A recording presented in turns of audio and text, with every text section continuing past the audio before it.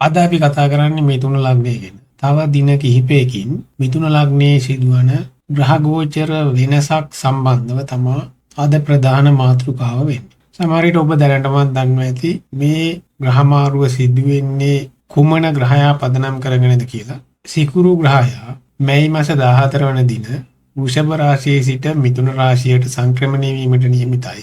ඒ හරහා සිදුවන වෙනස්කම් හා මැයි මාස අවසානයේ බුධ ග්‍රහයාගේ මිථුන රාශිගත වීම සම්බන්ධයෙන්ුත් අද වීඩියෝ එකෙන් සාකච්ඡා කරනවා. සිකුරු කියන්නේ ඔබ දන්නවා සෞන්දර්ය පැත්තට, කලාව පැත්තට නැඹුරු ග්‍රහයෙක්. ඒ වගේම විවාහකාරක ග්‍රහයක්. ජීවිතයේ ලෞකික සම්පත් ලබා දෙන ග්‍රහයන් ඇතුරින් ඉහළින්ම ඉන්න ග්‍රහයෙක්. ඒ නිසා මේ වගේ නෛසර්ගික සුබ ග්‍රහයෙක් ලග්නගත වෙනවා කියන්නේ ඒ ලග්නයේ තියෙන බලවත්කම ඉහළ යනවා. ඒ නිසා මිථුන ලග්න හිමි ඔබට මේ ග්‍රහ ගෝචරය තුල විශේෂයෙන් මානසික සහනය, සන්තුෂ්තිය තමාගේ අභිප්‍රායන් ඉටුවීම යන කරුණු ප්‍රධාන වශයෙන් අත්දකින්න පුළුවන් වේවි. දැන් අපි පහුගිය වසර සැලකුවොත් බ්‍රහස්පති ග්‍රහයා වසරක පමණ කාලයක සිට මිථුන ලග්නයේ ගෝචරයේ යෙදෙන. බ්‍රහස්පති කියන්නේ ලග්නයට දිග්බලයි. ඒ නිසා මිථුන ලග්න හිමි ඔබගේ බ්‍රහස්පති ග්‍රහයා ඔබගේ පළවෙනි කටුවේ ගෝචර වෙනකොට දිග්බලය කියන සුවිශේෂී බලය ලබා ගන්නවා. මේ නිසා අනිවාර්යෙන් පහුගිය වසර සැලකුවොත් මිථුන ලග්න හිමියන්ගේ විවිධාකාර පැතිවලින් වර්ධනයක් අපේක්ෂා කළ හැකි. විශේෂයෙන් විවාහය සම්බන්ධව, ව්‍යාපාර සම්බන්ධව, විදේශ ගමන් සම්බන්ධව, අධ්‍යාපනය, දරුවන් මේ කියන කාරණා වර්ධනයකට ලක් වෙනවා මේ බ්‍රහස්පති ලග්නයේ ගමන් කරනකොට. මිථුන ලග්නය ගැන වෙනම වීඩියෝ එකක් කරලා තියෙනවා. ඒ බ්‍රහස්පති තව නොබෝ දිනකින් මිථුන ලග්නයේ දෙවනි භාවයට සංක්‍රමණය වීමට නියමිතයි. එවිට ඔබගේ ධනස්ථානය විශේෂයෙන් වර්ධනය වෙනවා. දැන් අපි බලුවොත් මිථුන ලග්නය විශේෂයෙන් sannivedanaye හා සම්බන්ධ ලග්නයක්. හේතුව මිථුන ලග්නය පාලනය කරන්නේ එහෙම නැත්නම් මිථුන ලග්නයේ අධිපති වෙන්නේ බුධ ග්‍රහයා.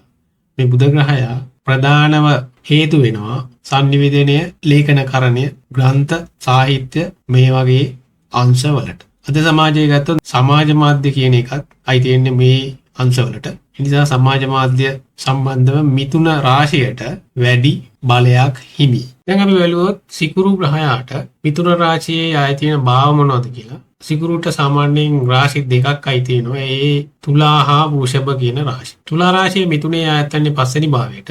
වෘෂභ රාශිය මිථුනේ ආයත් වෙන්නේ 12 වෙනි භාවයට. 5 වෙනි කියන ත්‍රිකෝණ ස්ථානයේ ආයත් වීම නිසා සිකුරු මිථුන ලග්නයට සුබ ප්‍රතිඵල දෙන ග්‍රහයක් විදිහට තමයි සැලකන්නේ. මේ ග්‍රහයා මිථුන රාශියේ ගමන් කිරීම එහෙම නැත්නම් ඔබගේ ලග්නගත වීම විශේෂයෙන් බලපානවා ඔබගේ 7 වෙනිට හා ලග්නයට. එතන සඳහන් කරා වගේ සිකුරු මිථුන රාශියට පැමිණෙන්නේ මැයි 14 වෙනි දින ජූනි 8 දක්වා මිථුන රාශියේ රැඳී සිටීමට නියමිතයි. ප්‍රධාන වශයෙන් සිකුරු ග්‍රහයා ලග්නගතව ගමන් කිරීමේදී ඔබගේ 7 වෙනි දෘෂ්ටි වෙනවා. ඒකම ලග්නයේ ගමන් කිරීමේදී ලග්නය සිකුරුගේ බලපෑමට ලක් වෙනවා. සිකුරු සුබ ග්‍රහයෙක් නිසා ලග්නයේ ගමන් කිරීමේදී ඔබට ඒක විවිධාකාරයෙන් ප්‍රතිඵල වර්ධනය වේවි. විශේෂයෙන් ඔබගේ ප්‍රතිරූපය ඉහළ නැංවීම, යම් ගැටලු තිබ්බනම් ඒවා දුරු වීම හෝ සමනය වීම, විවාහ අපේක්ෂක අයට නව අවස්ථා උදා වීම, විවාහ වෙලා ඉන්න අයගේ විවාහය සම්බන්ධව වර්ධනය වීම, ව්‍යාපාර වල යෙදෙන අයගේ ව්‍යාපාර කටයුතු වර්ධනය වීම වගේ දේවල් අපේක්ෂා කරන්න පුළුවන්. මිථුන ලග්නය කියන්නේ කලින් සඳහන් කරා වගේ මේ ගොඩක් සාහිත්‍ය, කලාව, sannivedanaye වගේ අංශවලට සම්බන්ධ රාශියක්. මේ රාශියේ සිකුරු ගමන් කරනවා කියන්නේ මේ සෞන්දර්ය අංශයේ විශේෂ වර්ධනයක් අපේක්ෂා කළ හැකියි. විශේෂයෙන් කලාත්මක අංශය. එතකොට සංගීතය සහ කලාවට සම්බන්ධ අයට විශේෂ සිදුවීම් වලට මුහුණ දෙන්න පුළුවන්. ඒ අයගේ වර්ධනයකුත් අපේක්ෂා කරන්න පුළුවන්. සිකුරු මිථුන ලග්නයේ ගමන් කිරීමේදී විශේෂයෙන් දක්වන්න පුළුවන් කරුණක් තමයි මිථුන ලග්න හිමියන්ගේ විවාහය සම්බන්ධව සිදුවන වෙනස්කම්. විවාහ අපේක්ෂා කරමින් ඉන්නවා නම් නව යෝජනා ගලා එනවා. සමහරුන්ට ඒවා ස්ථිර වෙනවා. සමහරු විවාහ වීමට නියමිතයි. විවාහ වෙලා ඉන්න අයගේ විවාහ සම්බන්ධ වර්ධනයක් දැකිය හැකියි. ඒ වගේම ව්‍යාපාර වල නිරත වෙලා ඉන්න අයට ඒ වගේ වර්ධනයක් දැකිය හැකියි. ඒ වගේම නව පුද්ගලයන් හඳුනා ගැනීමට අවස්ථාව ලැබෙනවා. මේ වගේ 7 වෙනි සම්බන්ධව විශේෂ වෙනස් වීම හා වර්ධනයන් අපේක්ෂා කළ හැකි සිකුරු මිථුන රාශියේ ගමන් කරන කාලය තුල. දැන් ඒත් එක්කම කියන්න ඕනේ දැනට මිථුන රාශියේ ගුරු ගමන් කරනවා. ගුරු ග්‍රහයා ජූනි 2 වෙනිදා දක්වා මිථුන රාශියේ රැඳී සිටීමට නියමිතයි. සිකුරු කියන්නේ ගුරුට වඩා වේගයෙන් ගමන් කරන ග්‍රහයෙක්. ඒ නිසා මැයි 14 වන දින සිකුරු මිථුන රාශිය ගත වුණාට පස්සේ ජූනි 2 වෙනිදා දක්වා ගුරු හා සිකුරු අතර පරතරය ක්‍රමයෙන් අඩු වෙනවා. ඒ නිසා මේ යෝගයේ ඒ කියන්නේ ගුරු හා සිකුරු අතර ඇතිවන යෝගයේ බලවත්කම වැඩි වෙනවා ජූනි 2 වෙනිදා දක්වා. ඊට පස්සේ ගුරු කටකයට පිවිසීම නිසා ඒකේ බලපෑම එන්නේ වෙනත් විදිහකට. ඔබගේ දෙවැන්නට තමයි ඊට පස්සේ ඒකේ බලපෑම එන්නේ. ඒ සම්බන්ධව මම වෙනම විස්තරයක් කරලා ඇති වෙනම වීඩියෝ එකක. නමුත් මැයි 14 සිට ජූනි 2 වෙනිදා දක්වා කාලය තුල ඔබගේ ලග්නය ගුරු හා සිකුරු යන ග්‍රහයන් දෙදෙනාගේම බලපෑමට ලක් වෙනවා. මේ නිසා ඔබට සුවිශේෂී ප්‍රතිඵල ලැබිය හැකියි. කලින් සඳහන් කරා වගේ 7 වෙනි සම්බන්ධ වර්ධනයක් අපේක්ෂා කරන්න පුළුවන්. ඒ වගේම ගුරු කියන්නේ දිග්බල ග්‍රහයක් නිසා ඔබගේ ලග්නය අතිශයින් බලවත් වෙනවා ගුරුගේ බලපෑම හමුවේ. මේ නිසා ඔබ සමාජයේ කැපී පෙනෙන එහෙම නැත්නම් ඔබගේ ප්‍රතිරූපය ඉහළ නැංවෙන සිදුවීම් අනිවාර්යෙන් සිද්ධ වෙනවා. මේකට සිකුරුත් එකතු වුණාම ඒකේ බලපෑම තවත්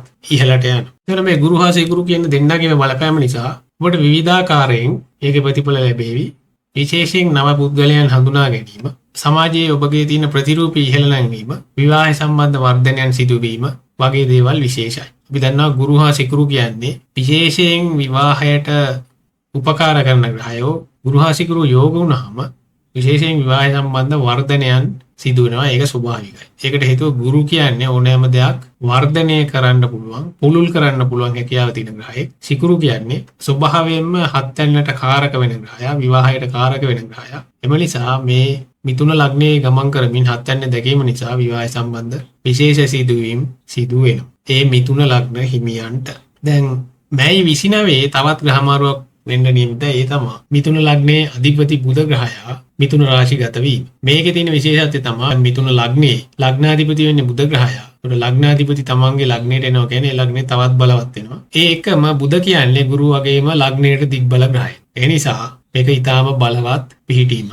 බුධ ග්‍රහයා අගෝස්තු 6 දක්වා මිථුන රාශියේ රැඳී සිටීමට නියමිතයි. ඒ වගේම මැයි 29 ඉඳන් ජූනි 8 වෙනිදා වෙනකන් මේ බුධ සිකුරු යෝගය පවතිනවා මිථුන රාශියේ යම් ප්‍රමාණයකට. මේක ගොඩක්ම సౌందర్యාත්මක අංශයට හිතකර පිහිටීමක්. මම කලින් සඳහන් කරා වගේ බුධ කියන්නේ sannivedana අධ්‍යාපනය වගේ අංශවලට ගොඩක් සම්බන්ධ වෙන ග්‍රහයෙක්. සිකුරු කියන්නේ කලාත්මක විනෝදාත්මක අංශයට නැඹුරු ග්‍රහයෙක්. මේ නිසා මේ දෙන්නගේ සංයෝගය ඒ අංශල වර්ධනයක් ඇති කිරීමට නියමිතයි. දැන් බුධ දිග්බල ග්‍රහයෙක් නිසා ඔබගේ ලග්නේ තවත් වර්ධනය වෙනවා මේ අගෝස්තු දක්වා කාලය තුල. ඒතර මාස 2ක පමණ කාලයක් බුධ ඔබගේ ලග්නේ රැඳී සිටීමට නියමිතයි. මේ කාලය තුල බුධ වක්‍ර වීමකටත් මුහුණ දෙනවා. ඒ නිසා ඉදිරියට එන්නේ ඊටාම සුබ කාලයක් මිථුන ලග්න හිමියන්ට.